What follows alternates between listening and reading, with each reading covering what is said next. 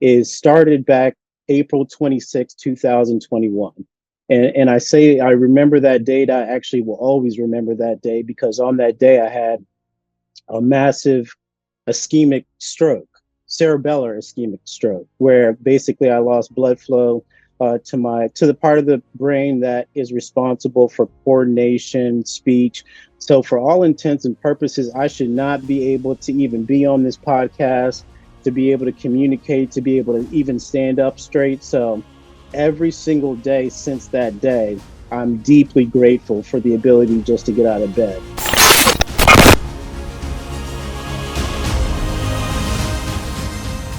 I'm Stephen Garner, your host, the Resilient Life Expert, and today I have the privilege and honor of having Hans Cole on my podcast. And Hans Cole is a man of many talents. He's a family man. He's a spiritual leader in his community. He is a businessman. He is a healthy man. He takes care of his mind, body, and spirit. He is also one of the most resilient people I have had the pleasure in knowing. And he has overcome great challenges.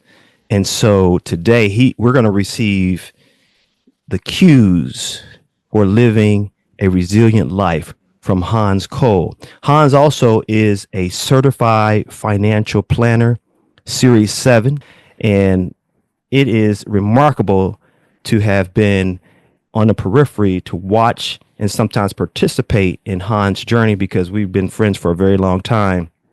And so I'm glad to have you today, Hans, and I just want you to share your story because sometimes people don't know what a person has gone through and they look on the outside and they think, man, he's had a just easy, perfect life.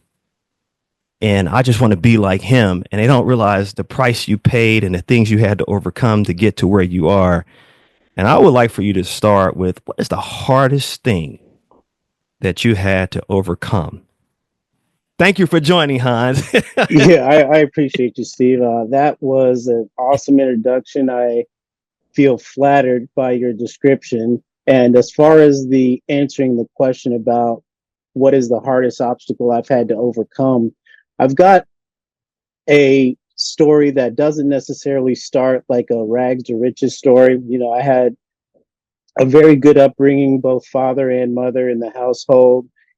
So a lot of the obstacles and a lot of the trials that I've encountered and had to overcome in my life have been self-inflicted. And it really started for me, I guess my journey and where I am now is started back April 26, 2021.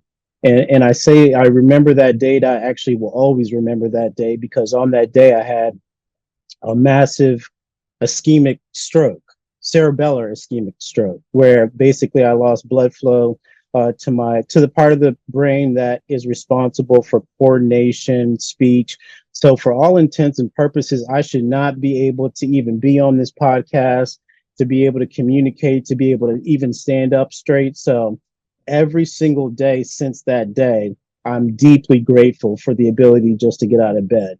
And I know that sounds a little bit cliche, but I really do. And I've started a practice of daily gratefulness journal, documenting what the little things in life that I'm grateful for.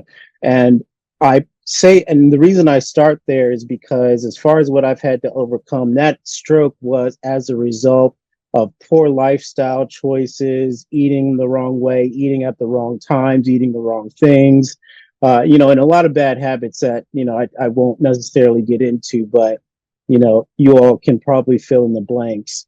But from that moment moving forward, I made it a point to make sure that I, live the right way, as far as both all my mental, physical, and spiritual life basically did a 180 from that point forward because I was in a position where, when you are facing a life and death situation, it kind of forced, that's an obstacle you're sort of forced to overcome, and I think God put me in that position intentionally, so that I would, it sort of as a wake up call. I was in a position where, I'm trying to communicate to my wife in a hospital bed before I go into surgery, all of our financial information. And when you're in that position, you start to think legacy. You start to think, what happens if I'm no longer here? What's going to become of my family?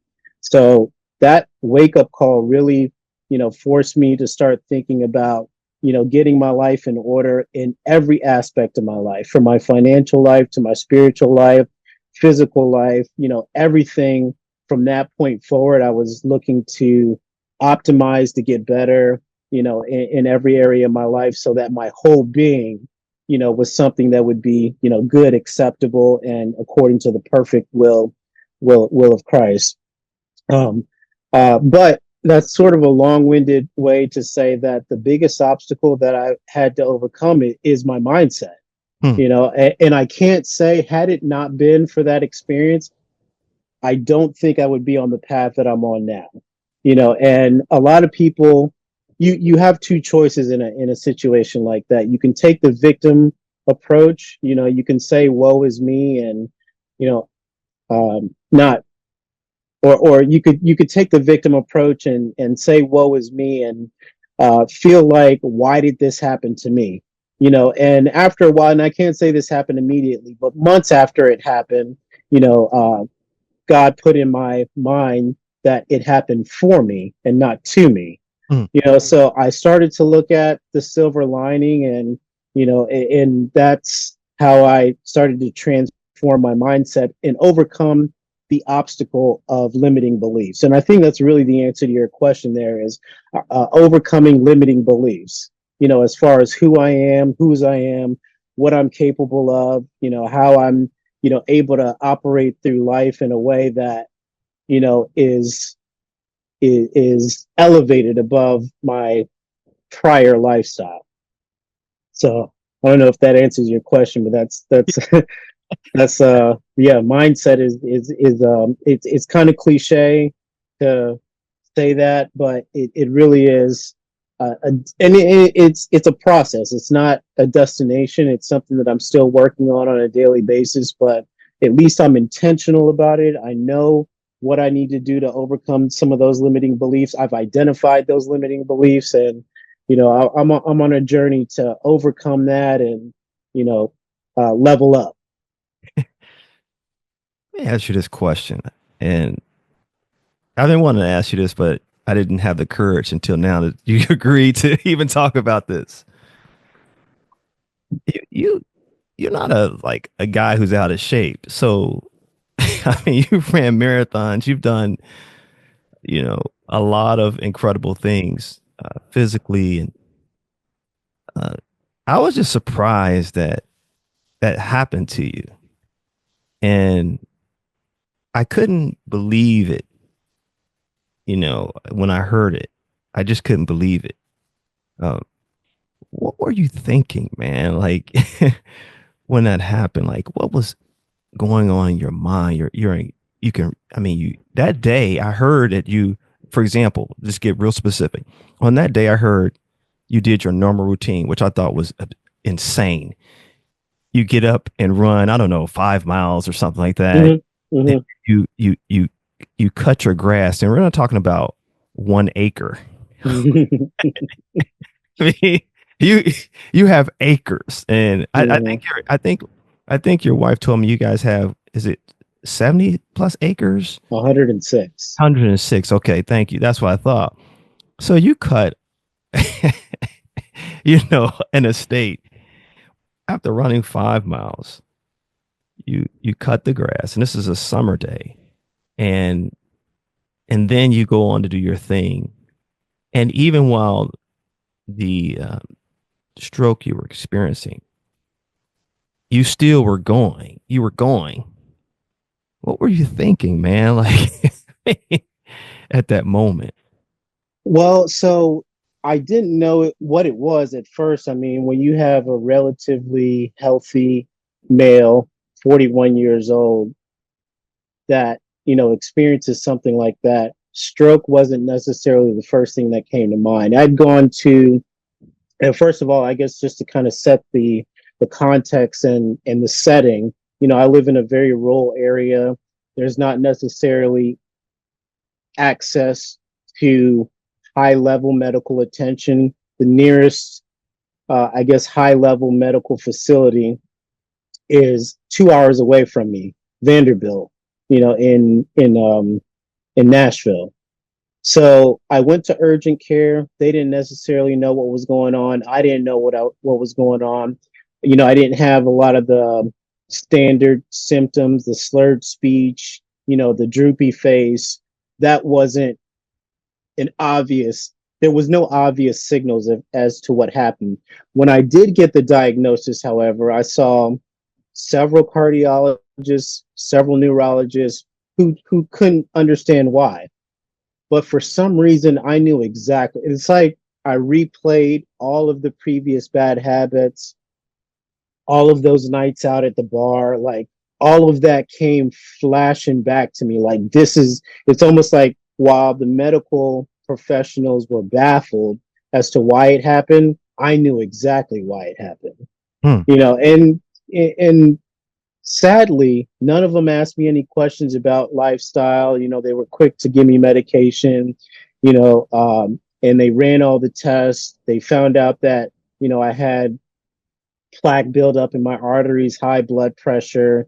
They knew symptomatically what was happening, but as far as the reason for those symptoms, I knew it was crystal clear to me. So, and that's kind of that is a big part of my journey and having to overcome, that previous lifestyle is knowing why it happened. Now that I can clearly identify the reason, I have a target as to what needs to be changed so that this doesn't happen again, because I believe it's somewhere in the range of about 20% or so of stroke victims end up having another one at some point in their life. And I was not going to be that statistic. I will not be that statistic. So, that as far as what was going through my mind was, I think I mentioned it earlier too, is I'm the sole breadwinner in my family. Yeah, we have life insurance, we have, a few months worth of savings, but what is going to become of my wife and my three small kids if something were to happen to me? I'm sort of the bottleneck of our resources as far as my family's concerned. So, that's it's a sobering thought. I mean, it's very humbling. And I had to make sure that, at that point in my life, I'd been so focused on controlling every little aspect of my life. One of the hardest things to do is submit. You really have to submit and surrender that power, to God in order to, that's where true power comes from. Because when we think about it in our context, submission and surrender sounds like weakness, in a modern context. But once I did that, I started to experience true power. Wow. So you, okay. So when you were in a hospital, um, lying there on the bed, you were Yes. literally like giving instructions to your wife what to. Mm-hmm. Yeah, yeah, beneficiaries, this is who you call, because I've been on the other end of the phone for people, beneficiaries, and people looking to locate and have assets transferred into their name after a loved one dies. So I'm intimately familiar with the process, and I was giving her instructions on, what to do should something happen to me. And man, if that was a life-changing conversation for me. What was her? What was the? I have to ask you, man. Like, what was the look on her face? Like, what was her response? Oddly very calm. I have to say, I'm very blessed to have, a wife whose faith is much stronger than I, because and if you listen to her side of the story, she will tell you that she had zero worries that everything was going to work out according to God's plan, and that everything was going to work out for our good.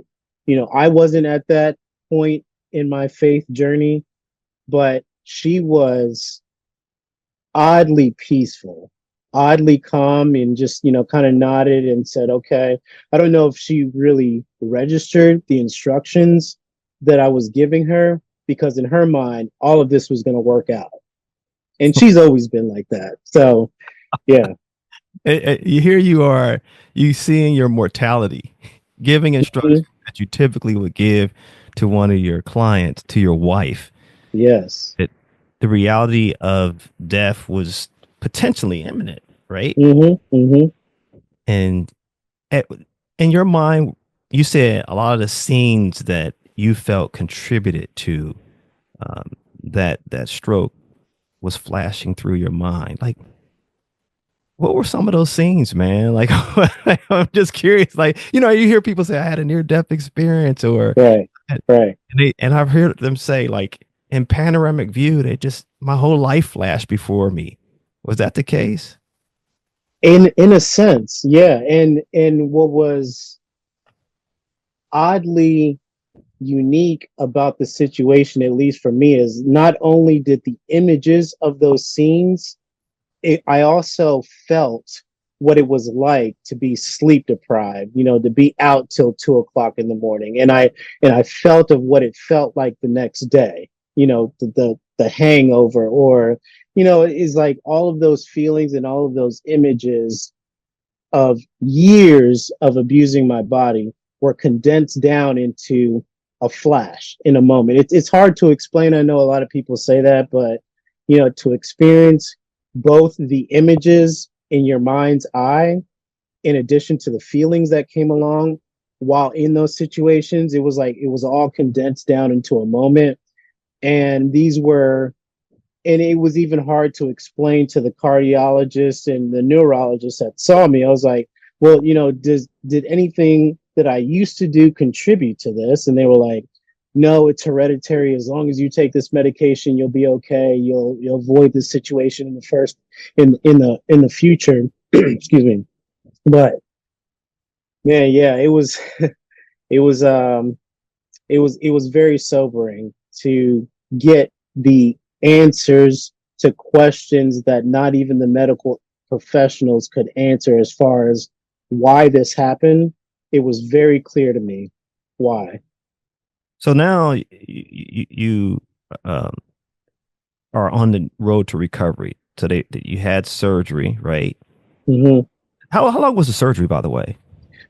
The surgery was no more than an hour. And the reason for the surgery in the first place was because I'd lost blood flow to my cerebellum for about 36 hours, just over 36 hours, which, had it been identified and caught right away, the situation could have been handled a bit differently.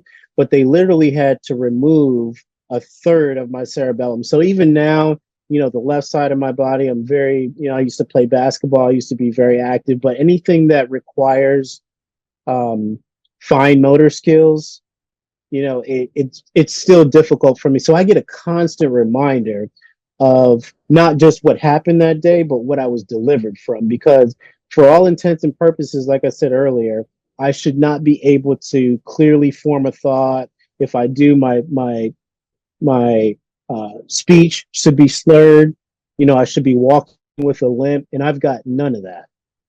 That's amazing. That's amazing. That is incredible. So, what did the recovery look like? The recovery. So I have some experience with physical therapy. I've had two ACL surgeries. So I've known for several years now that you get out of therapy what you put in. So my therapy for the stroke was both physical therapy as well as occupational therapy.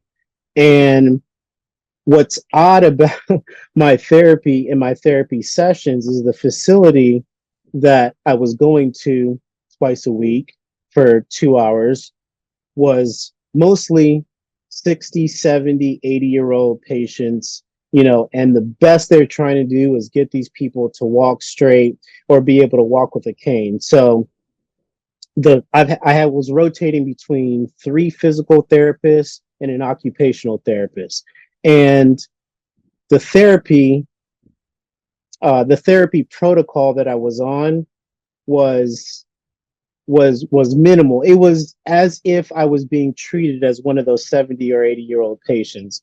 And I remember one physical therapist specifically, his name was Kyle. He was like, he was the only one who asked me, what do you want to do? What do you want to get back to? I was like, I used to run marathons. I used to do this. I used to do that.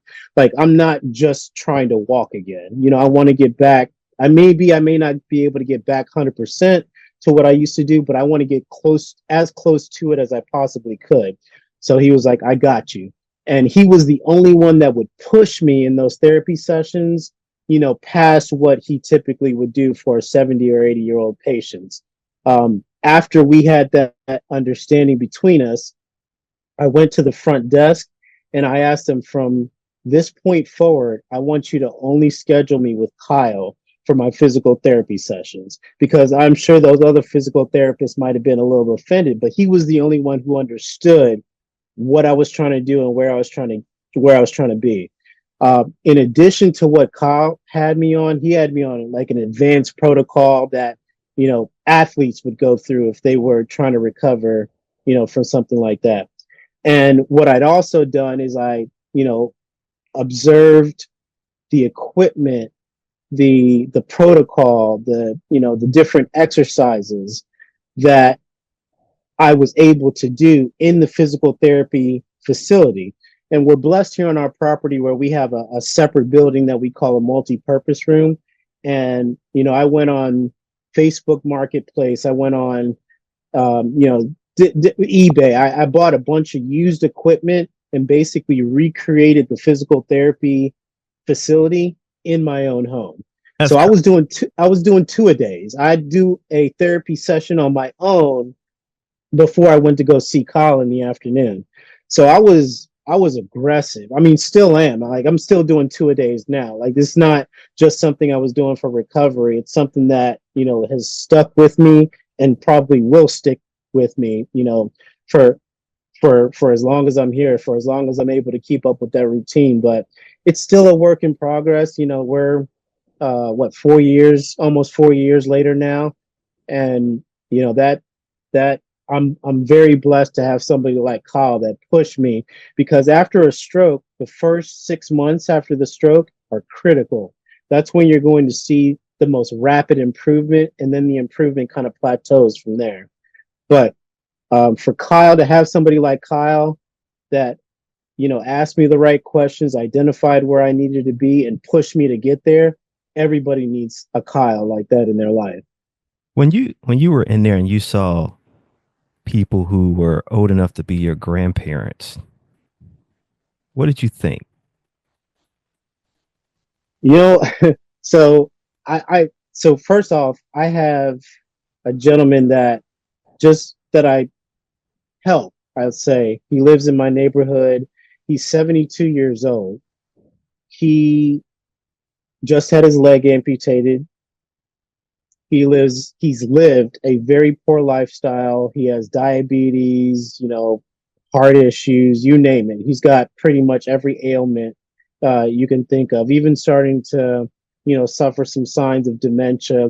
Every month, I go pick him up when he gets his social security check, and I take him to Walmart. I take him to run his errands. And okay, so contrast that to my 72-year-old father-in-law that, we live next to on our property, who has abided by the laws of health.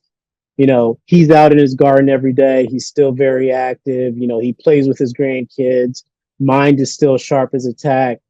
So I just say that to show the comparison. I have real life examples in front of me of what the trajectory is, for me, what would be 30 years from now if I stay on the right path versus if I continued my previous lifestyle. So, I always tend to look at and observe people that are my seniors to understand what is it that they did right, what is it that they did wrong, because everybody lives with, if I knew now what I knew then, or if I knew then what I know now. So if I can use that principle and apply that knowledge that seniors share with me, I had conversations with people in that facility, in the rehab facility, and out here in the South, people, eat they eat pig brains. They saute pig brains, and they have very sedentary lifestyles, and so being able to compare and contrast my father-in-law's way of life versus what I saw in this facility and this gentleman that I take care of in my neighborhood, I'm able to see, it's almost like a glimpse into the future. I can see where poor lifestyle choices could lead. And that's why I'm so regimented with, because I literally see it as a matter of life and death, and what quality of life I could potentially have, based on the choices that I make today. So you actually imagine yourself, if I'm hearing you correctly, potentially being someone who may have made poor choices, because obviously sometimes just things happen to your health that are out of your control, but you saw yourself, if I'm hearing you correctly, and those individuals who confess to say, hey, I made this poor choice in my lifestyle, and hence this is what happened to me. um, and Mm-hmm. and when you saw that, was that one of the things that helped you to like really work harder when Kyle was working out with you? Like, because you got the scene in here, and you're like, you probably was the youngest person in there, right? By far, by far. I mean, yeah. I mean, probably the nearest. There's probably a 25, 30 year age gap between me and the youngest person in there. Oh wow, the youngest, right? So Yes, yeah, yeah, older in there, is if I, you know, yeah. in a Upper 60s. yeah. Uh, so you talked about the mindset shift that you needed to make. Kyle asked you a question, and why did he ask you that question? Like, where do you want to be? What was the motive behind that? Is that typical? I don't think it's typical. I think it's because of he saw me not just going through the motions with some of the exercises. He saw the effort. It's not what I was doing, it was how I was doing it. And I think he took notice of that. I'm just speculating at this point. I can't assume to know what was going through his mind, but that's my guess, is he saw the effort that I was putting into it. Not just that, but it was the proactiveness of saying, what else can I do? Mm-hmm. Like we would do these ladder drills, where we were, I don't know if you've seen like football players where they do these ladder drills where, they're working on their footwork, and he saw me do that. And it was like, we would go through that exercise, and then he'd say, okay, well, let's move on. Cause it was only a 45-minute session. Mm-hmm. And he'd say, okay, well, let's move on to the next exercise. And I'd say, well, I feel like this is something that I need to work on a little bit better. I wasn't quite pleased with, how that last session, can we do one more? So he's probably not, he's like, that probably to him was like, okay, this guy, he's serious. He's not just trying to get back to a base level of of um of competency as far as his coordination goes. Like, he's trying to, he's putting in a whole lot more effort. And I think when people see that you're willing to put in that additional effort, they're willing to put in that additional effort with you and push you. He actually, at one point, knew, we had the conversation about me recreating I guess I kind of had like a miniature version of that rehab facility at my home. And I told him about it. I told him about some of the equipment. The very next session, he came with some printouts with some suggested equipment, to work on my balance, my coordination. He had some additional workouts. Like, this goes far above his job description. He proactively probably did this stuff at home, printed it out, came with this material for me to look at, so that I could then work on those things and improve even further outside of our sessions. So he saw in you another level, and some people say another gear, but Right. you first expressed that though. You were demonstrating that. Did you see it? Did you see? Let me ask you this: did you see were you looking at a different version of yourself, like the future version of yourself while you were in there? Well, going back to that question you were asking about about the people older. Yeah, I did see myself kind of a flash into the future of, the 60, 70, God willing, 80 Sorry, year excuse me. old. I meant did you see a another version you wanted to be? Sorry about that. Like you said, I want to be this version, not that version. Oh, Start absolutely. forming Yeah. in your mind what that version looked like. Yeah, absolutely. Yeah. I mean, the healthier, wealthier, more spiritually sound version of myself. I'd always had, I'd always had this image of my better self, even when I was in the midst of my bad habits.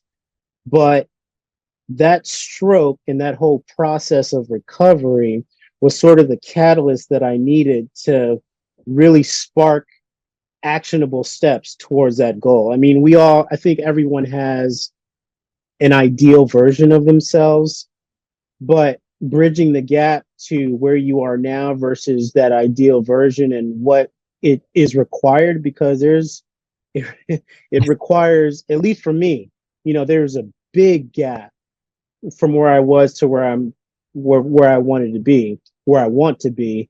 And that stroke was really the catalyst. It was really the what triggered, me to actually take those actionable steps. So, that vision has not come to fruition, but by God's grace, I am on that path.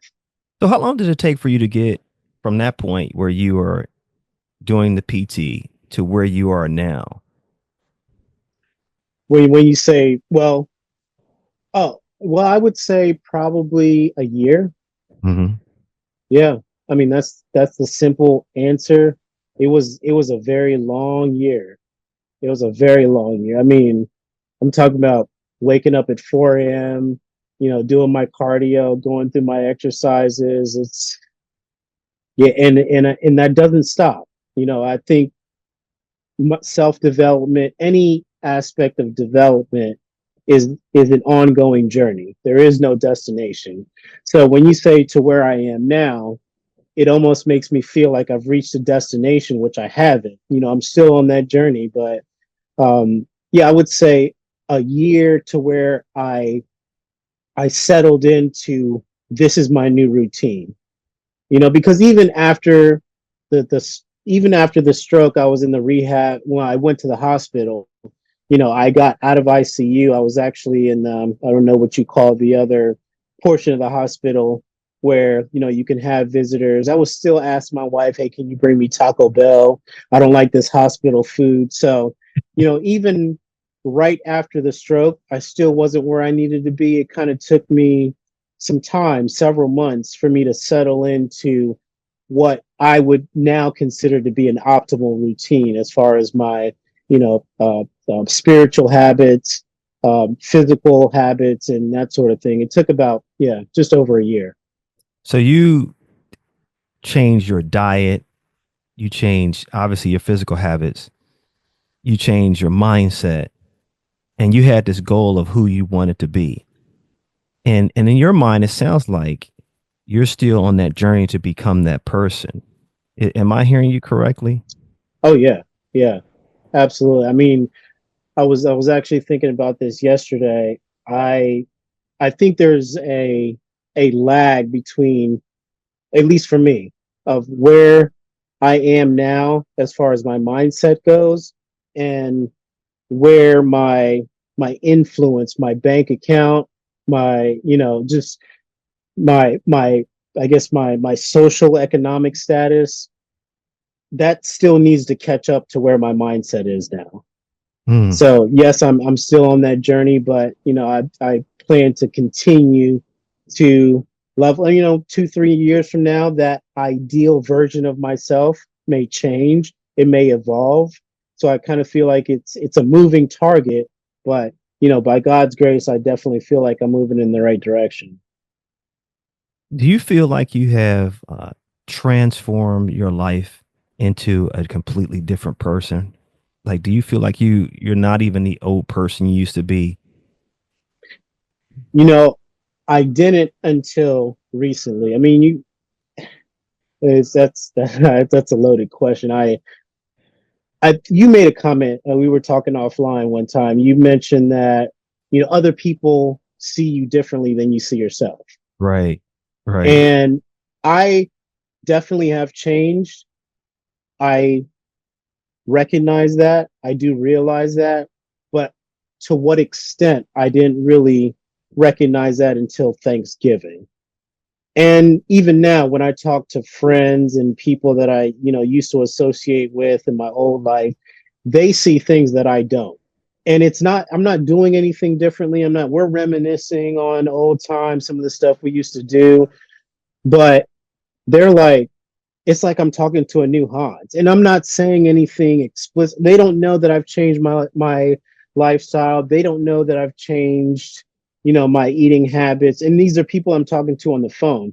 They're like, there's just they don't know what it is, but they're like, I'm talking to a new Hans. And that's verbatim what they say.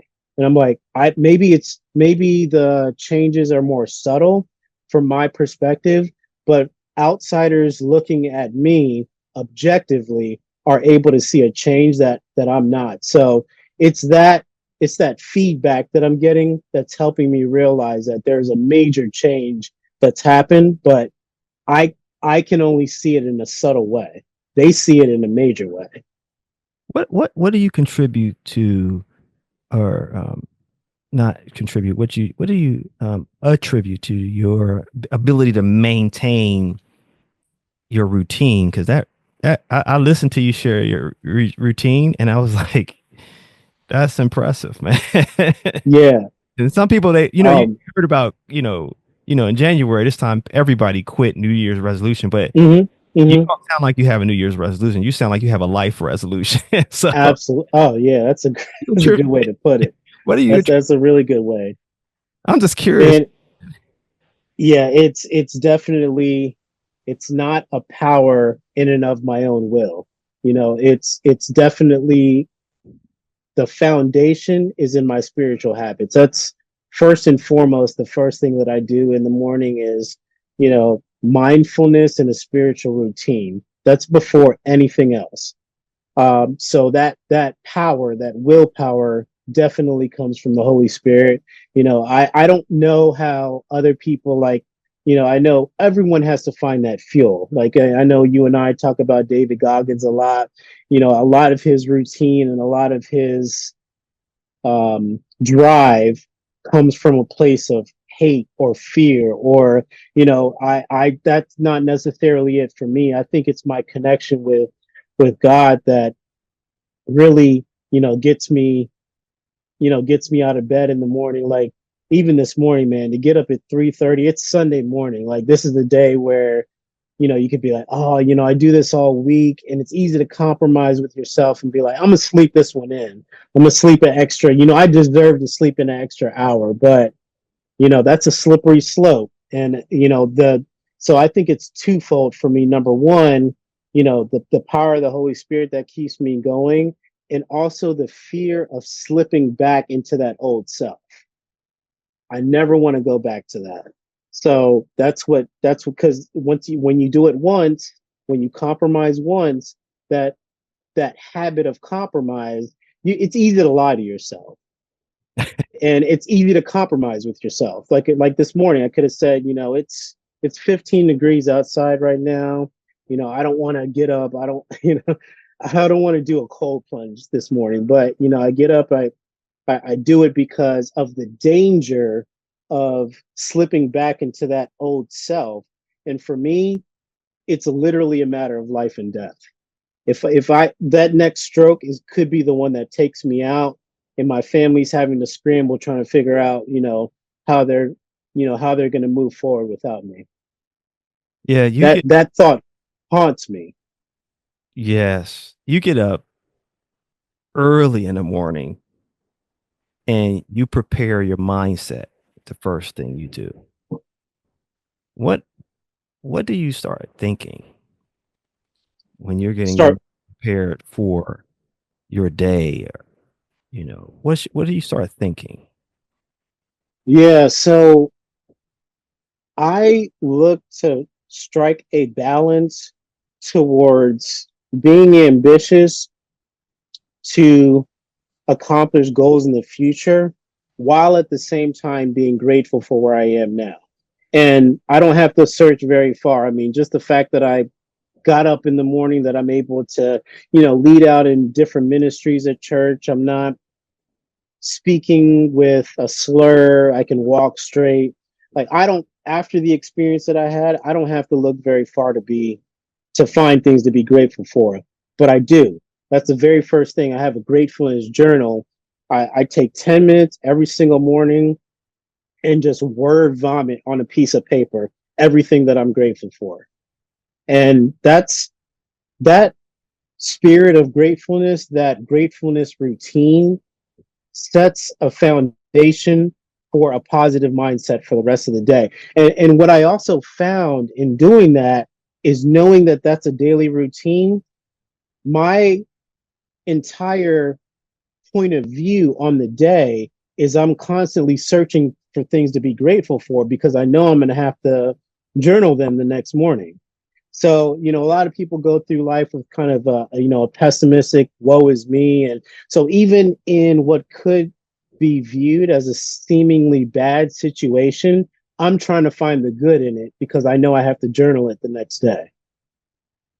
So you give an account of all the things that gives you a reason to not only be grateful, but also to stimulate you to act, to move, to uh, build, create, and to maintain, your consistency of building that lifestyle you want. Um, and you have a routine. So that's one thing I like about this too is you have a routine.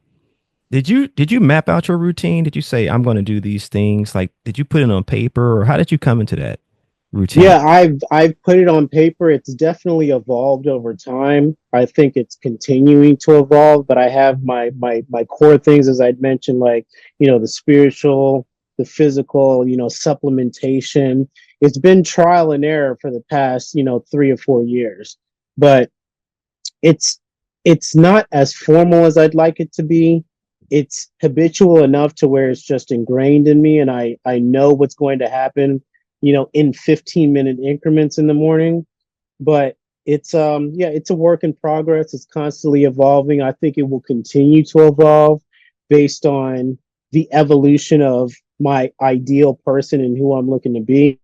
It's that morning, that routine is tailored towards that. But yeah, it's a work in progress. Do you feel like you are achieving the goal that you set out, like daily or weekly or monthly? Um, since you says progress, do you feel like you are like hitting that mark? You know, oh man, that's I in the past 2 weeks I have not felt like that.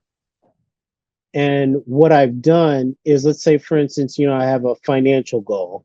I'm breaking it down into, because when you look at a goal, especially the bigger it is, it can be a bit overwhelming because you don't necessarily know.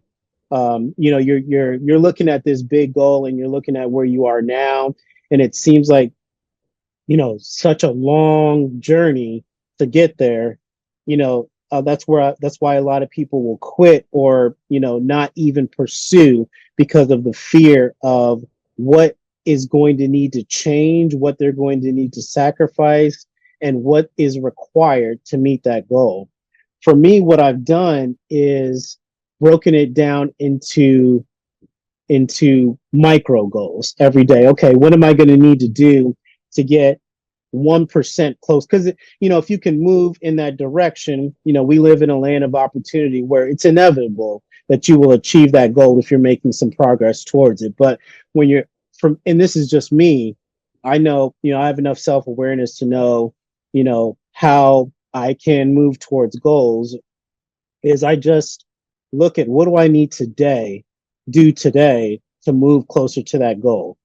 Otherwise I'll get so overwhelmed by the magnitude of the goal that I'll get discouraged, or I may not, I'll just get so lost in all the many things that need to be done in order to achieve that goal. I just need to break it down to a micro goal. What do I need to do today? And keep that as my focus. So you take it into bites. You don't try to Mm-hmm. every day. And when what and I have to ask you, and when adversity strikes or something gets in the way, do you remind yourself of what you overcame, or do you look back and say, "Man, I overcame this, so I mean, I almost died, so this is nothing." I mean, do you? Yeah, perspective is definitely that's definitely something that is a plus, a silver lining, if you would, from a near death experience. Everything else seems to be trivial compared to to that event. But what another shift in my mindset that I've made over the past couple years is, number one, realizing that those trials, those obstacles, those roadblocks are inevitable. However, that's the way. If there's a goal you're trying to achieve, this is the very reason why people quit, is because they bump up against those roadblocks. But to me, that is now identifies the fact that I'm on the right path. If Mhm. there's a roadblock, if there's an obstacle, you know, if I can problem solve this situation, if I can overcome this obstacle, then I know on the other side is me being able to achieve that goal. Give me if I'm discouraged right now, just imagine for a second. I'm discouraged right now, and I'm having a hard time recovering from some setback. What would you say to a person? You've been through what you have gone through. What would you say to a person that's That's trying to recover from a yeah, setback. yeah, they're just like they went through something rough. What would you say to them? What would you tell them? So I look at it as like resistance training. Okay, the muscle has to undergo stress in order to build. And I think it really comes back to our conversation about perspective. You can take the woe is me, the victim mentality, or you can say, okay, what am I supposed to learn? How could this stress, how could this resistance, what could I learn? How could this have made me better? Is there any positive? I think this also comes back down to that daily mindfulness or gratefulness routine. Is it shifts your perspective to even look at trials and setbacks as opportunities. I know that sounds very cliche, but that's exactly what it is. That's why that old adage is still so relevant today, is setbacks are actually opportunities. And if you look at a lot of successful people, that's exactly how they look at it. They look at those trials, they look at that resistance as, this is my opportunity to get stronger. So you reframe it, see it as an opportunity, and then it sounds like you're saying they need to have a routine. Oh, 100%. 100%. I think it was, is it Dale Carnegie that followed, I think it was 100 successful people over a 20-year period, and found out that's one thing that they all have in common, is a routine. Because that routine, it frees up mental bandwidth. When you have a positive routine, it frees up mental bandwidth to where you have regular positive habits, and you're able to now redirect that mental energy towards something more productive. And you have a productive routine already.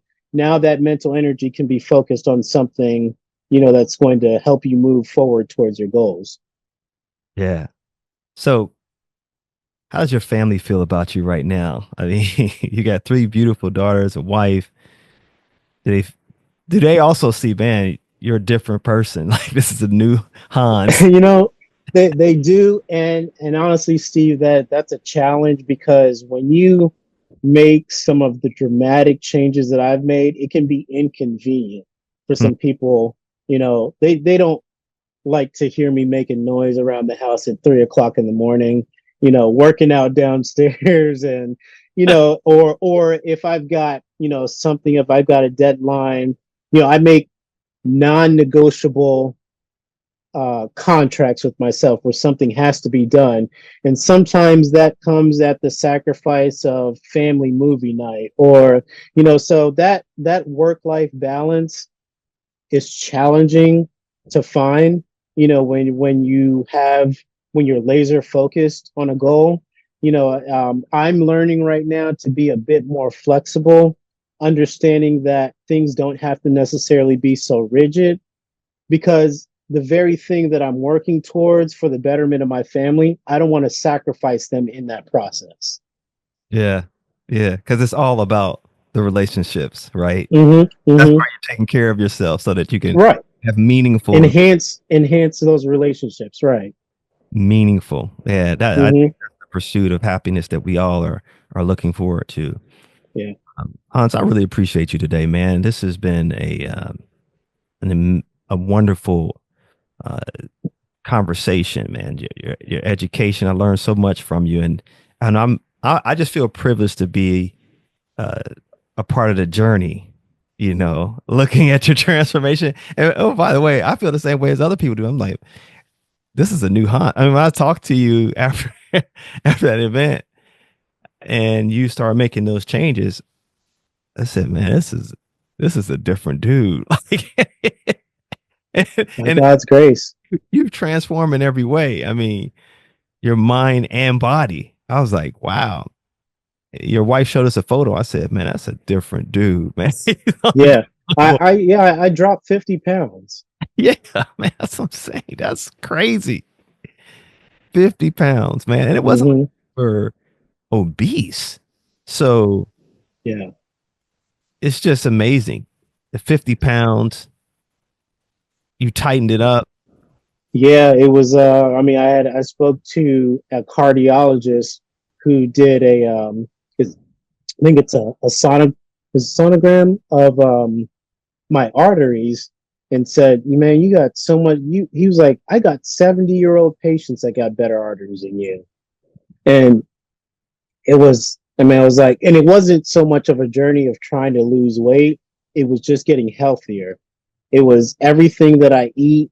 The question became, what kind of nutritional value? I'm not just trying to satisfy my palate here. I'm trying to understand what nutritional value is this going to offer me to provide me the fuel to keep moving forward. Right. Wow. Like you sound like a different dude. Yeah. I know the previous version of you. And so Mm-hmm. Yeah. it's good to have people like you in my life, man. You keep us all focused, man, Hans. Well, listen, man, I want to thank you so much, man, for your generosity and kindness to share your experience, your wisdom, your knowledge, and your journey, man. I'm still looking to see what's to come, and let's keep the conversation going in the future, so we can see when you hit that next level, Yeah. we'll have another conversation. That's it, folks. We want to thank you for joining today. And we want to say thank you to Hans for sharing his cues for living a resilient life. I'm Stephen Garner, a resilient life expert. Until next time, we're going to have Hans back again. He's going to share the next level of the journey, Hans. I can't wait. Yeah. Thank you, man. Neither can I, man. Thank you so much, Hans. Thank you for listening. If you want to develop a mindset to overcome any challenge, I'm inviting you to join the NEXCUE movement by subscribing now and receive cues to live your best life.